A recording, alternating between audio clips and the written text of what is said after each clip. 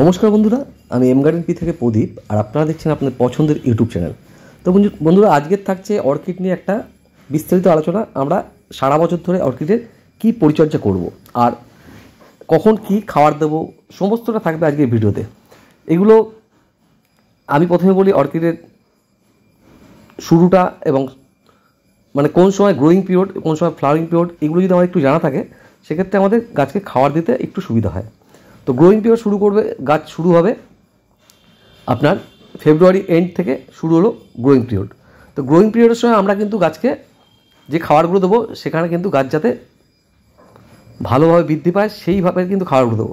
সেক্ষেত্রে দাঁড়িয়ে কিন্তু আমরা ওই সময় দাঁড়িয়ে যে কোনো একটা ব্যালেন্স এনপিকে 20-20 অথবা 19-19 আমরা গাছকে মিডিয়াতে দেবো। এখানে কী হবে, গাছটা বেড়ে উঠবে। মার্চ, এপ্রিল, মে গাছগুলো বাড়তে থাকবে, জুন পর্যন্ত বাড়তে থাকবে। আমরা জুন মাসের শেষের দিক থেকে যেটা করব সেটা করব কি, আমরা একটু 0-0-50 দেবো। ধরুন আমি সপ্তাহে অর্কিডকে খাবার দিতে হয় না, মাসে 2 থেকে 3 বার খাবার দিলে যথেষ্ট, কিন্তু গাছে ফুল পাবেন অজস্র। তো আমি টাইমিংটা যেটা বললাম, মার্চ থেকে শুরু করে আমরা এখন জুনে চলে যাব। জুনের 15 তারিখের পর থেকে কিন্তু আমরা গাছকে খাবার একটু চেঞ্জ করবো। সেখানে 0-0-50, 0-32-34 কী করবো, আমরা নাইট্রোজেনটা একটু কমিয়ে দেবো। নাইট্রোজেন আমাদের আর দরকার নেই, তাহলে কিন্তু গাছের ফলিয়াস বাড়বে। সেক্ষেত্রে গাছের ভালো করে ফুল যে আনবো আমরা, স্টিকটাকে বড় আনবো, এইভাবে কিন্তু গাছ থেকে আমরা কিছু পাবো না। তার জন্য খাবারের সামান্য পরিবর্তন। আমি কিন্তু গাছকে আগেও অনেক ভিডিওতে বলেছি, আমি কিন্তু গাছকে পাতলা, খুবই পাতলা খোল জল দিই। যেখানে দাঁড়িয়ে দেখছেন গাছের চেহারা, ঠিক এইভাবেই কিন্তু গাছ যত হেলদি হবে আপনার কিন্তু ফুলের সংখ্যা তত বাড়তে থাকবে। তো আপনারা দেখে বলবেন গাছ হেলদি কিনা। গাছ হেলদি করাটাই হচ্ছে গিয়ে বিশেষ কাজ আমাদের। গাছকে খাবার দিলেই গাছ হেলদি হয়, আর কিছু লাগে না। অর্কিড এমন একটা গাছ যে গাছকে আমরা সহজে মারতে পারি না, আমাদের ভুলে গাছ মারা যায়। আমি বলবো অর্কিডে আপনারা অযথা ফাঙ্গিসাইড দেবেন না। অযথা বর্ষার সময় ধরুন গাছ বাইরে আছে, আপনারা মাসে একবার ফাঙ্গিসাইড দিলেন, ঠিক আছে। যে নিয়ম করে 10 দিন অন্তর বা 15 দিন অন্তর ফাঙ্গিসাইড দেওয়া, এটা কিন্তু একদমই বন্ধ করবেন। তো কিছু গাছে অলরেডি ফুল আসতে শুরু করেছে। এখন জুলাই মাস শেষের দিকে, আগস্ট থেকে ফ্লাওয়ারিং টাইম, পুরো গাছ সবুজ হয়ে আছে।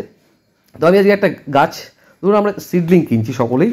তো সিডলিং কিনে আমরা যেটা করছি, সিডলিংটাকে আমরা প্রতিস্থাপন করছি। তো সিডলিংটাকে আমরা প্রতিস্থাপন করবো কীভাবে এবং প্রতিস্থাপন করার পরে কী পরিচর্যা করব। তো সিডলিং যখন কিনি আমরা, এরকম একটা নেটপটে কিন্তু গাছগুলো থাকে, সেখানে আমরা সিডলিংগুলোকে প্রতিস্থাপন করি। প্রতিস্থাপন করার সময় অনেকে ভুল করে এই অবস্থায় প্রতিস্থাপন করে দিই। তো আমি একদমই বলবো যে এই অবস্থায় না, এটাকে 15 থেকে 20 মিনিট জলে ভিজিয়ে রাখুন। যে ছোবড়াগুলোতে গাছটা বসানো আছে সেই ছোবড়াগুলো একদম নরম হয়ে যাবে। তখন আমরা কি করব, ধীরে ধীরে ছোবড়াগুলো সম্পূর্ণ ছাড়িয়ে নেব।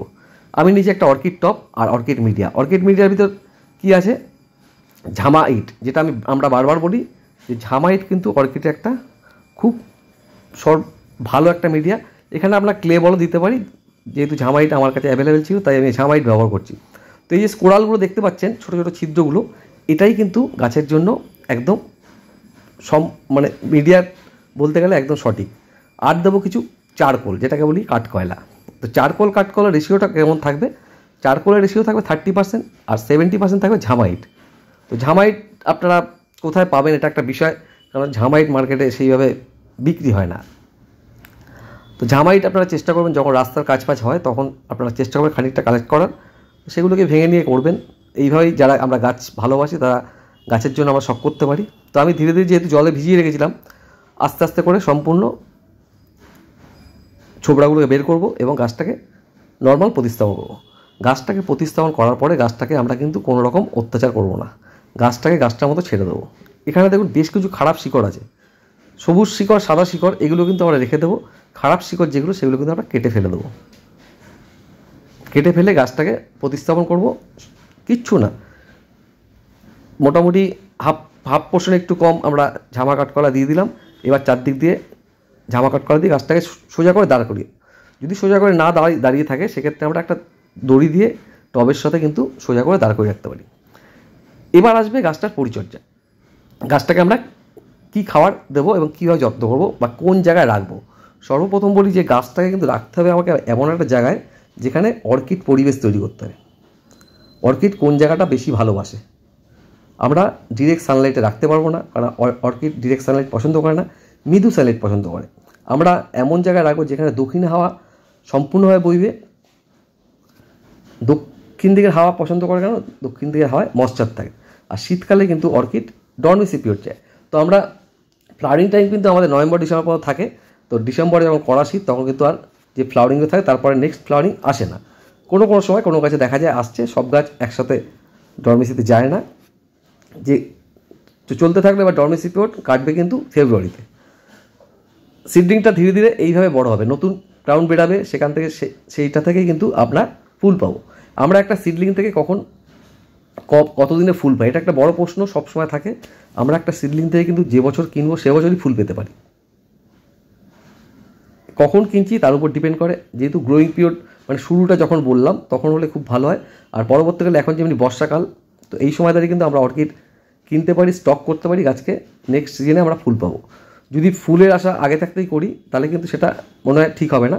আমাদের প্রথম যেটা আশা করতে হবে গাছের আশা, নিয়ম করে যেটা বললাম একটা ব্যালেন্স এনপিকে, নিয়ম করে ব্যালেন্স এনপিকেটা আমরা কতদিন অন্তর দেবো, নিয়ম করে আমরা ব্যালেন্স এনপিকেটা মাসে 3 থেকে 4 বার, দরকার নেই 3 বার দিন, না পারলে 2 বার দিন দিতে হবে, না দিলে কিন্তু হবে না। আমরা চেষ্টা করি কি পাতায় ফোলিয়াসে দেওয়ার জন্য, পাতায় দিলে নাকি খুব তাড়াতাড়ি গাছের গ্রোথ তৈরি হয়, কিন্তু আমি কিন্তু সর্বসময় গাছের মিডিয়াতেই এনপিকে দিয়ে থাকি। আমি বলেছিলাম একটা খোল জল দিই, এটা আপনারা ভাবছেন যে খোল জল দিলে অর্কিড মরে যাবে কিনা, অর্কিড একদমই মরবে না। মার্চ মাস থেকে শুরু করে যে জুন মাস পর্যন্ত পড়লাম, প্রতি মাসে একবার করে দিন, রোজ দিতে, প্রতি 10 দিন অন্তর 7 দিন অন্তর দিতে হবে না। কেমন দেবেন, একদম পাতলা, আমরা যে এমনি গাছে যে পাতলা খোল জল দিই তার থেকেও পাতলা করে দিতে হবে। তার ধরুন আমরা যেভাবে পাতলা করে দিতাম সেটাই ডবল জল দিয়ে আপনারা খোল জল দিতে পারেন। তখন কিন্তু খোল জলের সঙ্গে থাকবে এনপিকে, থাকবে ব্যালেন্স এনপিকে, থাকবে কিন্তু একটু ঘুটে ভেজানোর জল। তো ঘুটে ভেজানোর জল কেন দেবো, আমরা কিন্তু ঘুটে ভেজানোর জলে যে ব্যাকটেরিয়া থাকে সেই ব্যাকটেরিয়াগুলো আমাদের ঘুটের জলের ব্যাকটেরিয়া কিন্তু সব থেকে উপকারী। আমরা কিন্তু নিয়ম করে যেটা দেবো গাছকে সেটা কিন্তু মাসে একবার অন্তত দিতেই হবে আমাকে হিউমিক অ্যাসিড। হিউমিক অ্যাসিড যদি আমরা না দিই সেক্ষেত্রে কিন্তু আমি বললাম যে ঘুটের জলটা কিন্তু অনেক ক্ষেত্রে উপকার, আমাদের গাছকে খেতে সাহায্য করবে। যে ব্যাকটেরিয়াগুলো গাছকে খেতে সাহায্য করবে সেরকম ব্যাকটেরিয়া কিন্তু আমাদের টবের মাটিতে মজুদ রাখতে হবে, তাহলেই কিন্তু গাছ হেলদি থাকবে, সুস্থ থাকবে। এই কটা জিনিসই যদি আপনারা করেন, আর কোনো পরিচর্যা নেই, নর্মাল রেখে দিলেও গাছ বাড়বে, গাছে নতুন ক্রাউন বেরাবে, গাছে ফুলও ফুটবে। কিন্তু একটু যদি গাছটাকে চেঞ্জ করি তাহলে কিন্তু গাছটা আমাদের আরও বেশি ভালো হবে।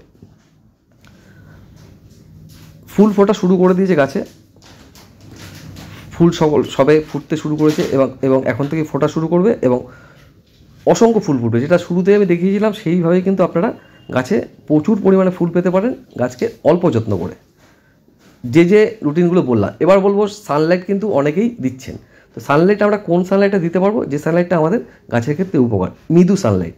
মৃদু সানলাইট আমাদের কোন সময় থাকে, মৃদু সানলাইট আমাদের থাকে সকালবেলায়।